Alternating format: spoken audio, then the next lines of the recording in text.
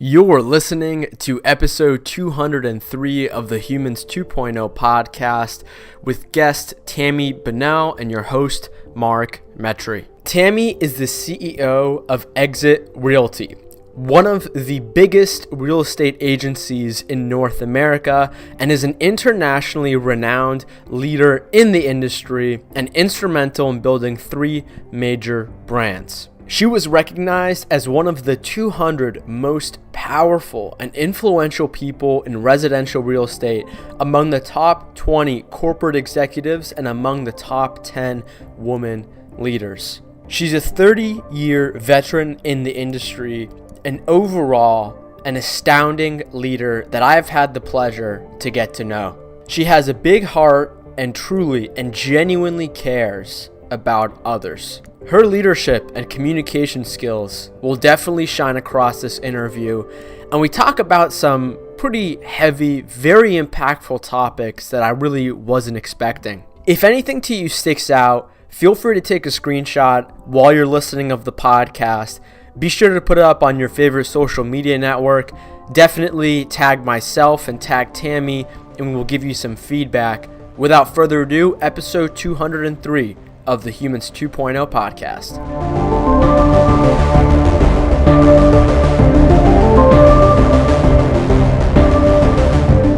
So Tami, the first question that I like to ask my guests is, how do you spend your time here on planet Earth? Well, I think that probably the main time frame that I spend is focused on getting more and better out of other people. I have a great opportunity to lead. I'm the CEO of an international real estate company, but really more than that, even as a mother and a grandmother, I focus on human potential. That is the whole magic, seeing something in somebody they don't see in themselves, because once you point it out to them, they see it more and they become that. And that is the best and most rewarding feeling in the world, to see people become what they didn't think they could. You know, I absolutely love that. And, just to note here, we're sitting in Woburn. I've had the pleasure of knowing Tami, and she's very much expanded my definition of what I think of a real estate agent. And, Tami, I think you're very unique in a lot of different ways.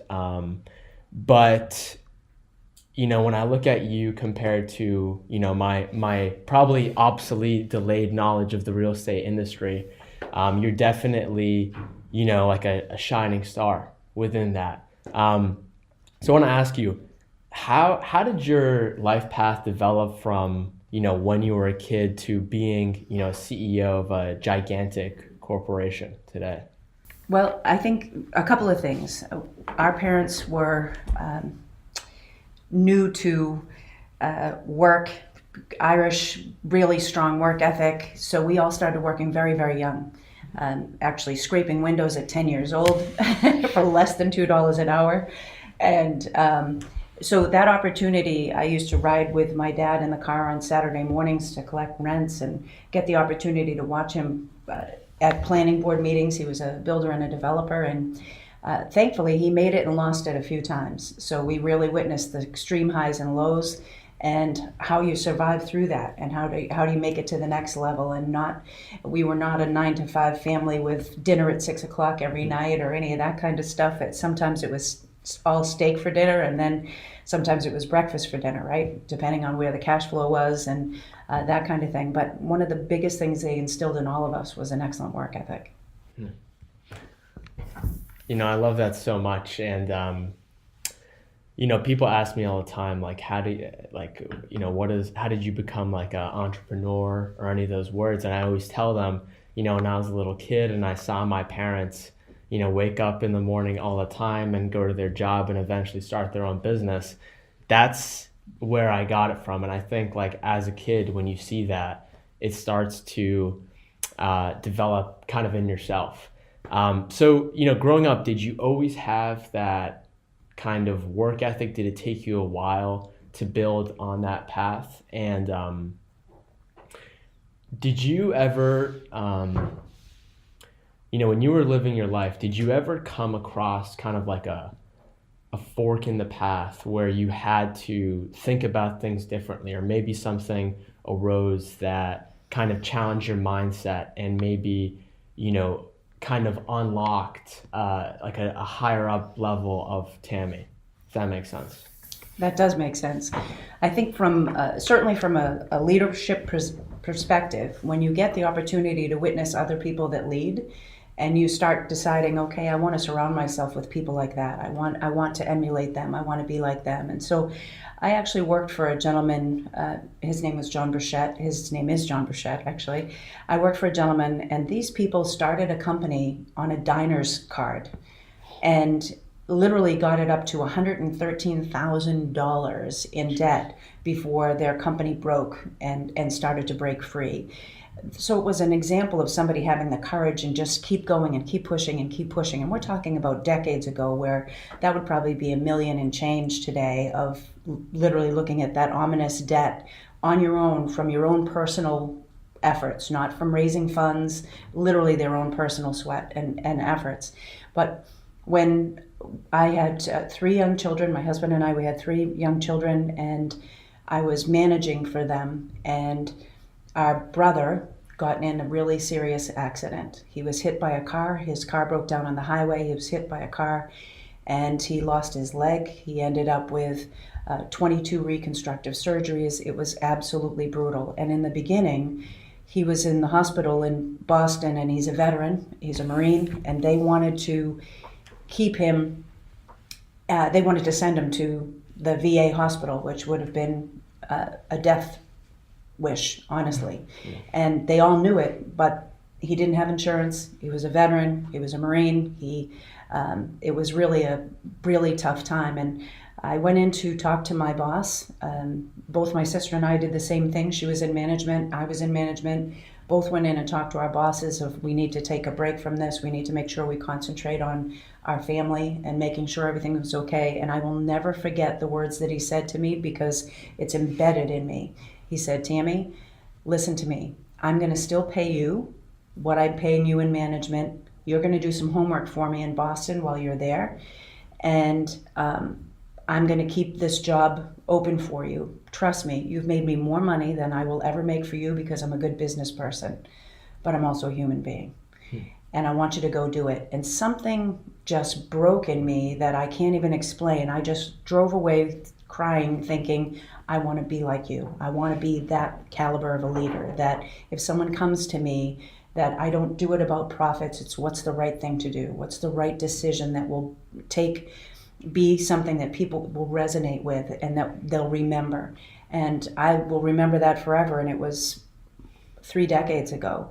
And when I went into the hospital and spent time with our brother, and then I came back, I decided instantly, it just struck such a nerve that he had that much faith and trust in me and that he was willing to do that I worked around it and figured out a way to actually grow the company and still concentrate in that direction. And it was just somebody taking the high road at one of those pivotal moments in your life. And I think, whenever anything's tied to emotion, it hits more of a nerve than any other time. But I will honestly be grateful forever. And it just made me start looking for that caliber of person in everything. People I hired, people I was willing to go work with, people I was willing to go work for. I was always looking for that extra something. Did they have that extra spark? Did they have that extra heart to make a difference? So that was 3 decades ago. Yeah. So talk to me a little bit about your pathway and evolution to becoming a CEO at Exit. Okay. I actually was in the top category in the world for selling franchises, real estate franchises. I found that I was much better at the back room, showing people how to make money, teaching people how to build. And so that's much more of a consultative sale. So franchise sales worked great for me. I could show them how to do better and more and really help them get to that next level in their business or in their career, because a franchise is a track to run on. It's a proven business model. So there's much more success. It's just finding the one that fits you the best. And I had gone as far as I possibly could with the company that I was with, so I knew I wanted to start my own business. So I started looking around, and everything was either a lateral move or a step down. And then someone came to me and said, you really need to look at exit. And they were originated in Canada. They weren't in the United States yet that I knew of. They had actually found a regional owner for Florida and for Michigan, but there were no offices here yet. And they came down, made a presentation, and honestly, within 20 minutes, I knew it was the right decision. It was an opportunity for people to have a vested interest to really build a future, and the entire company was built on human potential, which was obviously exactly where I wanted to be. So I started off as a regional owner. I bought the rights to the New England states, and that's been 20 years now. I bought the rights to the New England states, and from there, the following year, I became vice president over the U.S. I wanted to be part of the solution. I wanted to be part of it and help everybody grow. And the best thing I can say about our company is everyone that has a job in leadership was already doing their job before they got that job. They were already helping on that scale, and they just fell so in love with it. It was much more being tied to a mission than just a business. It happens to be that we're in the real estate business, but it's always about the people that we're developing first. Real estate just happens to be the product. So I went to being vice president over that following year. The year after that, I became president over the U.S., and in 2012, I became CEO. But I was already concentrating on building the whole entire company. Very fortunate to be in the position that I'm in, and it is really nice to have a founder and chairman that recognizes talent. We're a rare breed because our franchise is not publicly traded, it's privately held. So the great thing about that is we sink or swim by our own talent and by our skill set. So even going through the worst recession since the Depression in 2008, when we had to go through, we were just really getting sea legs as a company. And most of our business was in the United States. It originated in Canada. That's only about 1/10 of the population in the whole country. And so they were really counting on us. And it was brutal because short sales and foreclosures aren't a thing in Canada. So they thought every deal that was on the books was actually going to come together.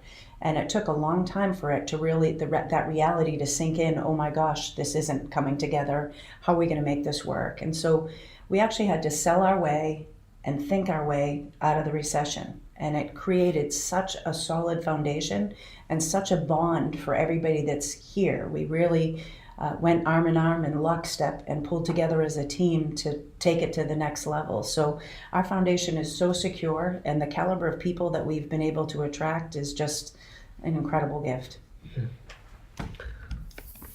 That's amazing. And I think a lot of us, especially us younger folk, don't really remember the 2008 recession, even though it happened very recently, just in the last decade. But when you were becoming CEO of Exit Realty, what was your mindset at the time? Were you completely driven and focused? Did you have doubts if you were able to manage all of these people? Did you feel like you weren't up for the job? Or just talk to me a little bit about how confident you were, if you were, in becoming a CEO of a very big real estate company. I think I felt actually pretty confident, and not because I thought that I could do it better than anybody else or any of that, but just because I went up all the steps of the ladder. I didn't miss a rung. So I sold real estate. I actually sold my first house when I was 13 years old on site for a builder. And so I was in everyone's position just about that there could be in a real estate entity. So it made me have empathy for what real estate agents go through every day. It made me have empathy for what brokers go through, a really good picture for what regional owners do. And I was instrumental in building 3 major brands before coming here. So that definitely gave me a solid foundation. But all of us question ourselves, and all of us have doubts. And I think our founder and chairman absolutely believes in the mind-body connection, absolutely believes in affirmations. In fact, he wrote a book on your affirmation principle and actually has an app called Prompter, and it gives you affirmations for 21 days so that it becomes a habit. You send it in every day, and 21 days later, it'll send you another set of affirmations. So that power of your subconscious mind, the power of asking effective questions, it is literally in the core and the fiber of this company. So anytime I have doubt, anytime that I have concerns, and certainly we've been through waves where, we're seeing now a lot of disruptors coming into the real estate industry, and they're so technology driven, and they're coming in with billions of dollars, not even just 100 million, 400 million, billions of dollars into it. But I know with every fiber of my being that the person that's in front of that buyer or seller needs to be the solution for them. And they need to know their stuff. And technology might give me the data, but it doesn't tell me how that data impacts someone else. So I think that it was such a smart thing for us to go to the human side. But whenever you have doubts, it's always about, when you're in a good place, you affirm great things. And you keep affirming great things. So I do affirmations every single morning. But when you're not in a great place, or you're questioning something, or you have any doubts, it's always about asking effective questions. And those effective questions need to be really simple. Your brain can only take so much. If it's too big of a question, you'll shut down. So it has to be breaking it down into small bites of asking effective questions. What is the next best step for me to take this company to the next level, instead of how do I, and getting into this big, massive question of competing with, we hear the word disruptor all the time, and I think it's fear-based. I don't believe that anyone can grow from a fear base. I believe that everyone needs to grow from a love base. It's the opposite of fear, right?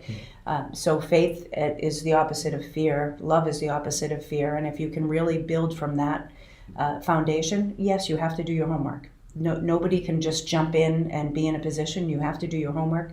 I do a tremendous amount of reading. I read more than 300 books a year. I do a huge amount of homework before I go anywhere to speak. So I make sure that I understand and I have accurate market knowledge, and I understand exactly what I'm going to be going out and talking about. But I can tell you the truth that the connection is with that human being. That connection is, without question, a heart connection that makes them feel like they matter. It makes them feel like they're part of something. And when we can really teach them how to be solution-based so that they can be the right solution for somebody sitting here, and show them there's going to be a different solution for a first-time home buyer than there is going to be for somebody that's heading towards retirement. But, even asking them the right effective questions so that you can actually help them plan out a very solid foundation for their life, they're not going to go anywhere else. And so you have to just somewhere inside you just know, right? That have this inner knowing that you know instinctively what to do next. And I find that tapping into the power of your subconscious helps tremendously. Absolutely. And there's this quote, I don't think it's a quote, but I heard somebody say it, and questions will take you wherever you want to go. And I remember for me in my life, where I started to make big changes is when I just sat down with myself and asked myself a question. And I think it's the willingness to let that part of you that knows talk, because I think a lot of us are always trying to distract ourselves. But were you always aware of the mind-body subconscious connection and leveraging that to know more of yourself? Or was there a time where you really started to learn about this stuff to develop your inner self?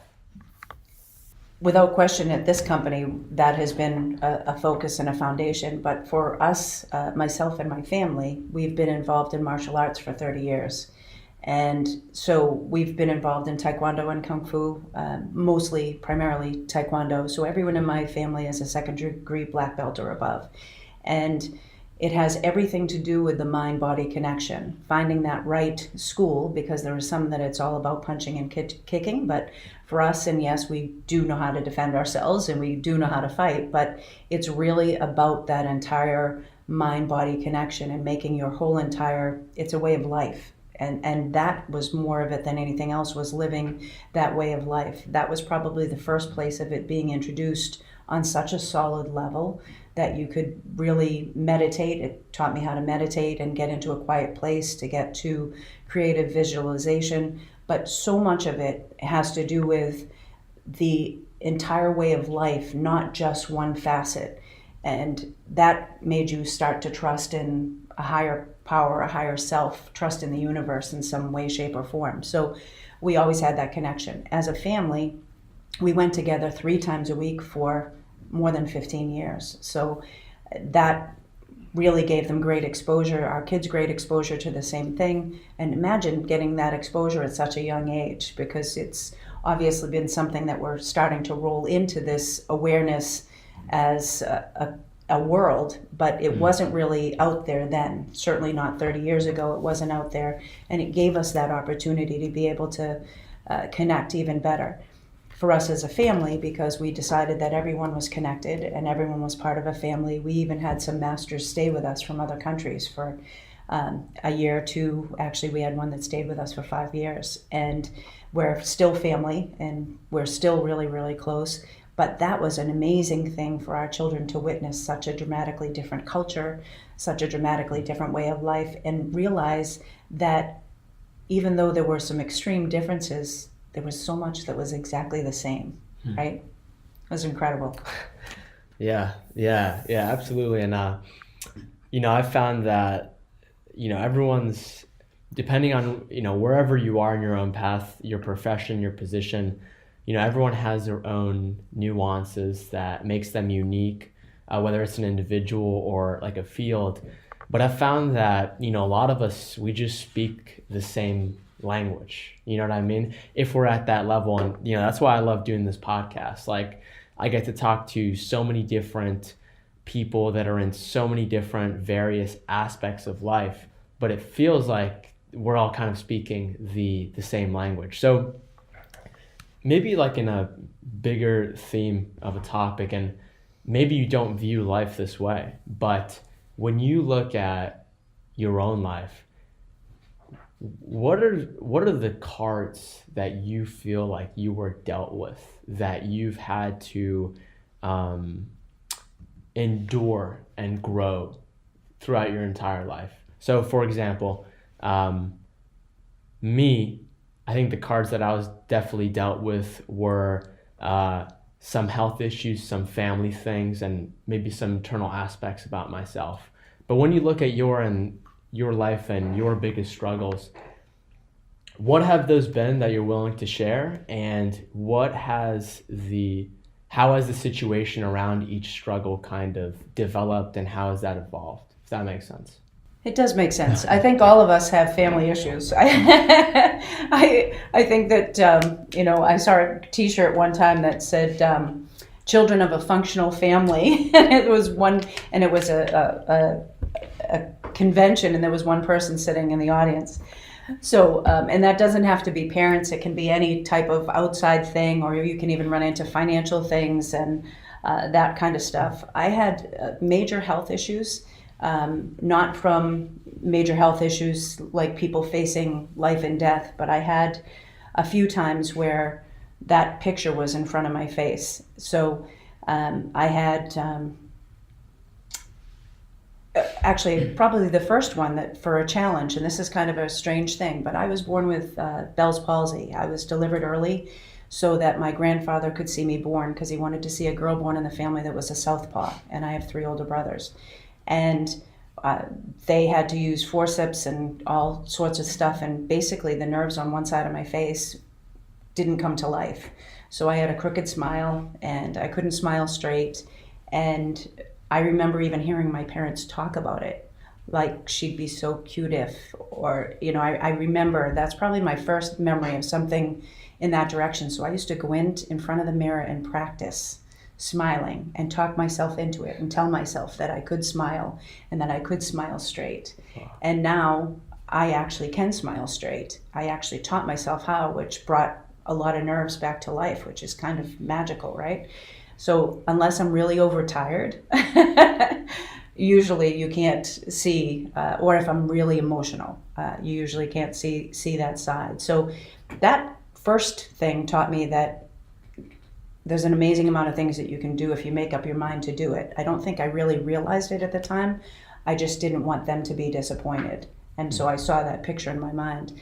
After getting married, and I got married really, really young, We wanted to have kids. My husband's one of 9 kids, I'm one of 6. And so we have had 3 wonderful children, but I lost 6 while we were trying to have kids. And so we really needed to pull from some sort of an inner strength in order to have the courage to do it again and to really be able to connect. And I mentioned this at a convention one time, and it was unbelievable how much it hit me. But they put you, when you lose a baby, in the maternity section with everybody else that just had babies. And it's such a devastating feeling because everyone else is smiling and happy and you're not. And it's just so overwhelming. And I still think they should rearrange that somehow. And the nicest person to me in the hospital, the first time that it happened to me, was the janitor. He came in to clean, and there were 2 things that were amazing about him. Number 1, he was unbelievably empathetic and kind. And number 2, his job in his mind was to protect everyone in the hospital. It wasn't that he was a janitor. His job was to protect everyone in the hospital, that he came in to clean, and by cleaning and keeping everything germ-free, he was protecting everyone. And I just thought that was just so magical to have somebody touch you like that at such an emotional point. And he was so kind, and he popped in and said hello to me every day until I left, and it just struck an amazing nerve. It's funny how people can come from out of nowhere and you can feel an instant connection, and somebody with just the right words at exactly the right time can make a huge difference. I am 58 years old, so the era that I grew up in, women were not head of household. Mentally, it was men were head of household. In fact, my mom, who died very young, her mindset, even for getting married in a future, was that women should earn a little bit of pin money so that they have a little freedom and a little bit of cash flow. And I certainly went on an awful lot of job interviews where I was overqualified for the job, and they told me that they had to hire a man because he had a family to support. I did too, but the mentality wasn't there. So I think each thing that you run into, you make up your mind, I'm going to do that differently, or I'm going to add that, depending on who it is. So the janitor, it made me add that everybody's job has a job of value, and they just need to find what that is, what that mission and that purpose, because you have to do the best you can where you are right then. And so you can find strength and you can find power from absolutely anywhere, but witnessing it and deciding what you're going to do and what you're not going to do. What are the things that I can actually change to make a huge difference? That's one of the best things about real estate, and why there are so many women in it, is because that it was a fair playing field. They could earn the same income. We're still sitting here, and women are making 70 cents on the dollar to men over average across the country. It's a place we shouldn't be. And so I'd love to see that shift, and thankfully in what I do, we've had an opportunity to be able to see that shift. And it's making up your mind, though, it's the best person for the job. So in leadership at our company, we have 16 people that are in a leadership position that are a vice president or above. Out of those 16 people, 10 are female. And that's very unusual for our industry and very unusual in general. And it wasn't because we said we're going to go find this woman and put her there.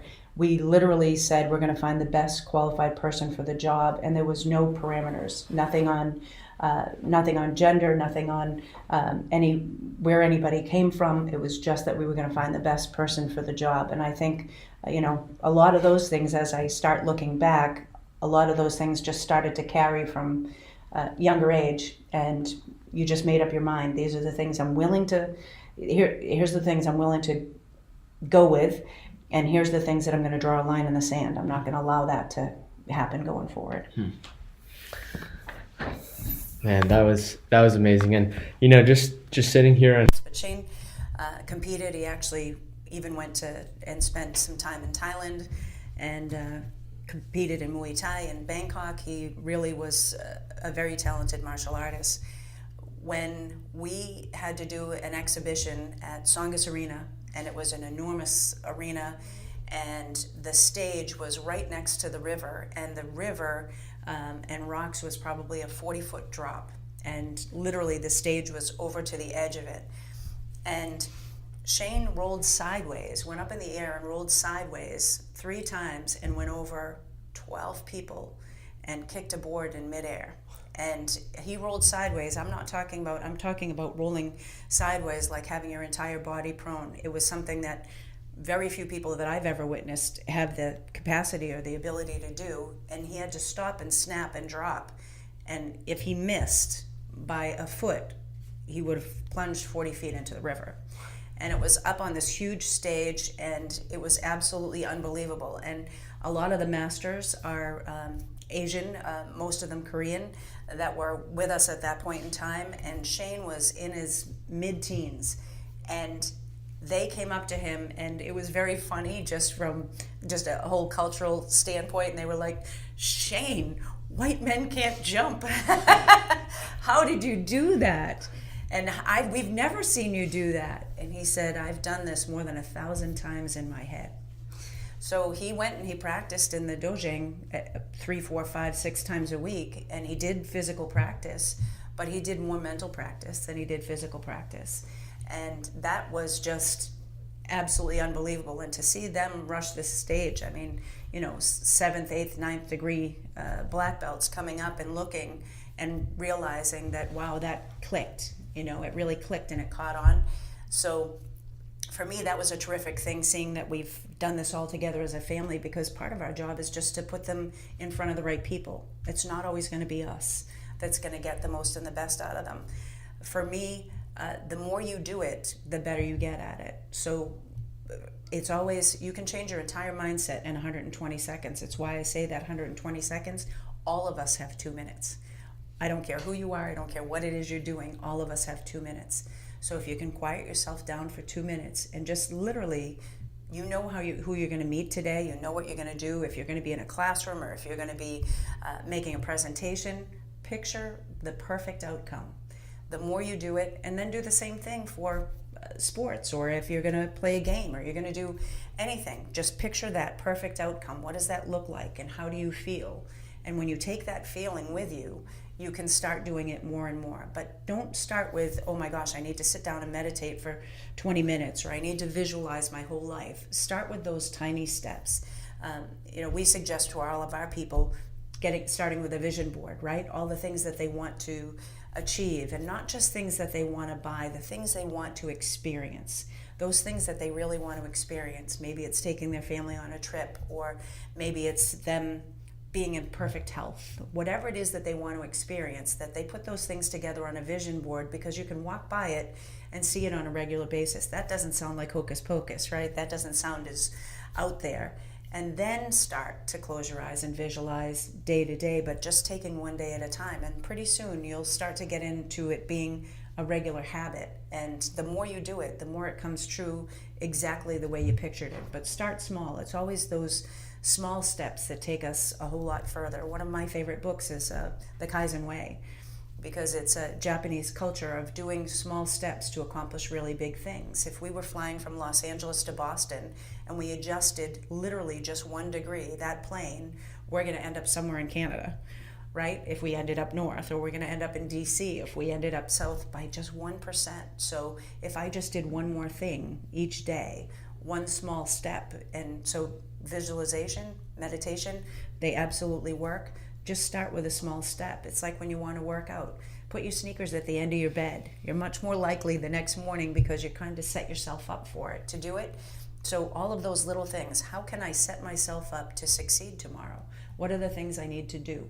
There's another great book called Organize Tomorrow Today, and it was actually written by sports psychologists. And one of the best steps in it is literally picture that day before. What are the top 3 things I want to accomplish tomorrow? Write those 3 things down. But the next day, don't go to number 2 until you finish number 1. And the more you prove to yourself that you can do stuff, not all of us had the exposure to be exposed to really successful people. Not all of us have had the same experiences.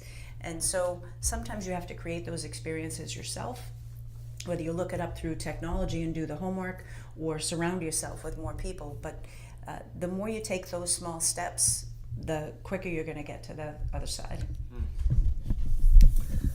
Yeah, absolutely. I think it's all about, taking the most, immediate action in the present moment that you can, because that helps build momentum. And that's what I think the game is really all about. So, to kind of, tie a thread through this, when I asked you that first question at the very beginning of how do you spend your time here on planet Earth, I'd love it if you could just kind of tell us a little bit about, your life right now. What is your North Star, the thing that, you're paying the most attention to?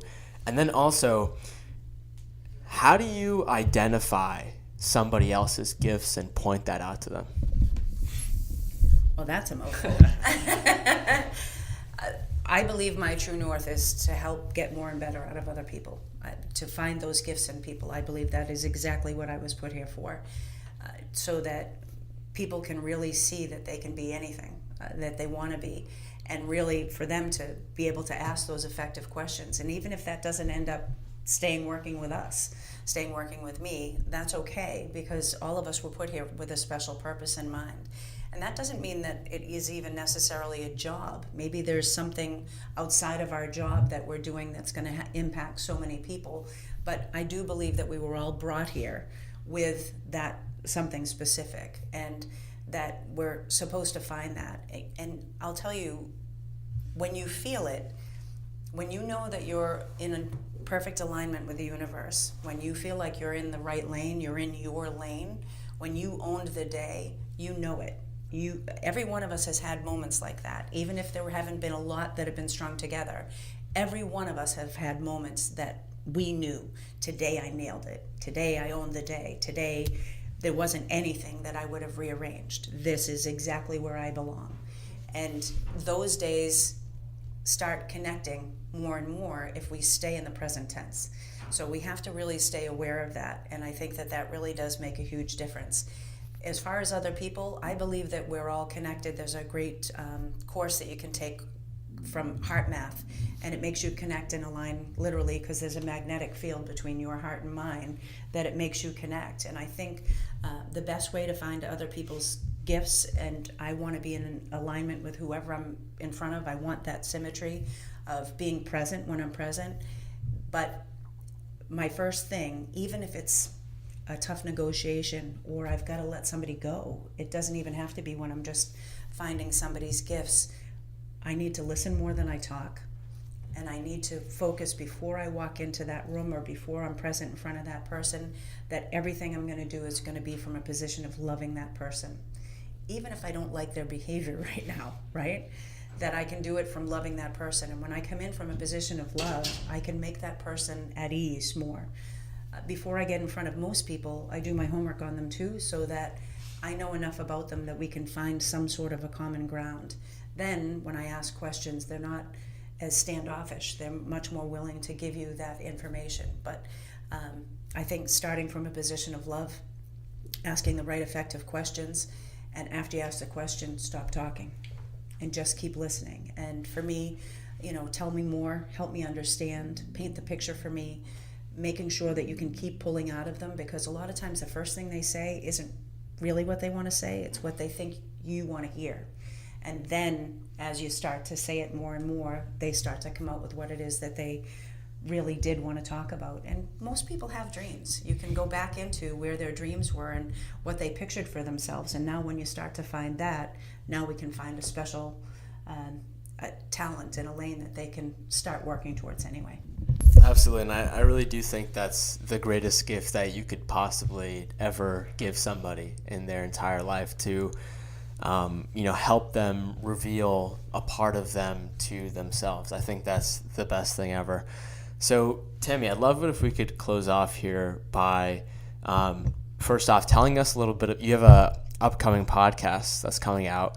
Tell us a little bit about that, and then also where people can connect with you if they want to reach out. And then also, I totally forgot to mention this at the beginning, but speaking of questions, I like to have my guests leave the audience with a self-inquisitive question. We've mentioned a bunch here, but if you could leave us with one to kind of get us questioning ourselves or asking ourselves that throughout the day, that would be awesome.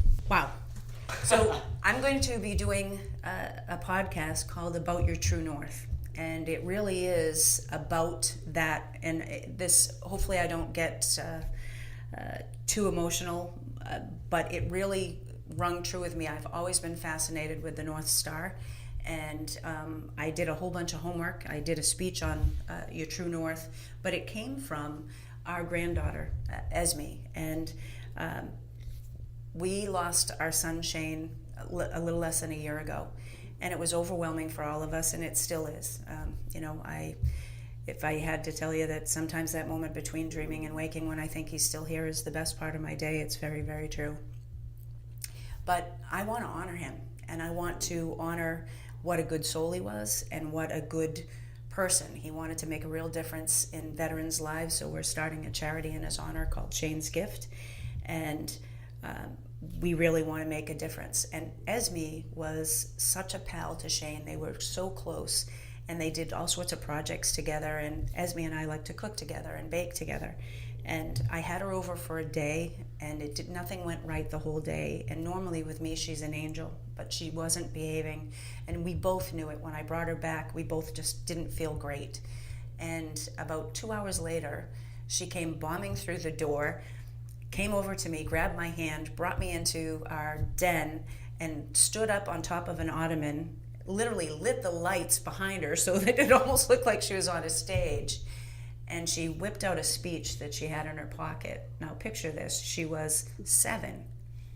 And she whipped out a speech out of her pocket and she said, "Grandma, you are my true north."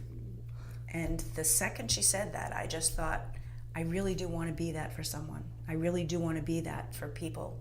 I want to make sure that I help them find their true north. And maybe if I can just be that light that helps them focus in a direction. So that's how the podcast started, or the idea of the podcast started. And I think that hopefully it helps more people find their true north by just asking those right effective questions. And maybe one of the people that we interview resonates with them so that it makes a difference for them. As far as asking that effective question of yourself, I think that the question is always, how can I impact somebody in a positive way? No matter who it is. I don't care if it's the person working at the dry cleaners. How can I impact someone in a positive way today? And if we just keep asking that, when you do something good for someone else, you feel 10 times better than the person you did it for. But the more you do it, the more you realize that you have so much power. A lot of times people feel like they don't have any power. You have so much power, and all of it's within you. It has nothing to do with money. It has nothing to do with a position. It has everything to do with how you make other people feel. That was beautiful, Tami. And I just want to close off here. Sorry, I didn't want to miss giving my contact information. And this is probably, Mark's definitely much better with technology than I am. But one of the cool things we have as a company that makes it easier for people to reach out in the way they feel the best to reach out is I have a mobile business card. So if you text 85377 and in the message just punch in TAMI, that's my first name, and hit send, you'll get my mobile business card populated to your phone. If you hit the black button, I will go into your contacts, and now you have a way to contact me. But it has so that you can email, phone, text, whatever way that is more comfortable for you, because people communicate better in the way that they prefer. It's perfect. Tami, I just want to take a moment here and, acknowledge you. The show is called Humans 2.0. And, I definitely think there's something going on in the world where, the collective conscious of people around the world, and, it's faster in some places than other, but I really do think, everyone is awakening to their true nature and trying to move forward every day. And, you are an amazing voice for that. And I'm super glad you started a podcast to, communicate with people wherever they are. So, Tami, thank you so much for coming on. This was an absolute blast. Thank you to everyone out there for listening. This has been your host, Mark Metry. Damn, you made it till the end of the podcast. That's really rare in the age of digital distraction. This really means the world to me. I really hope you enjoyed it. Feel free to hop on over to my website, Mark Metry, or message me on social media. I'm on Instagram, I'm on LinkedIn, I'm on Twitter. My name is Mark Metry, MarkMetry. I'd love to hear from you. I'd love to hear what you learned in this episode, and I'll be sure to get in touch with you. And if you really, really love the podcast, I'd highly appreciate it if you went on iTunes right now and left me a review. It helps way more than you know. Let's get this Humans 2.0 grassroots movement going. Woo! Get out there and do something impactful today.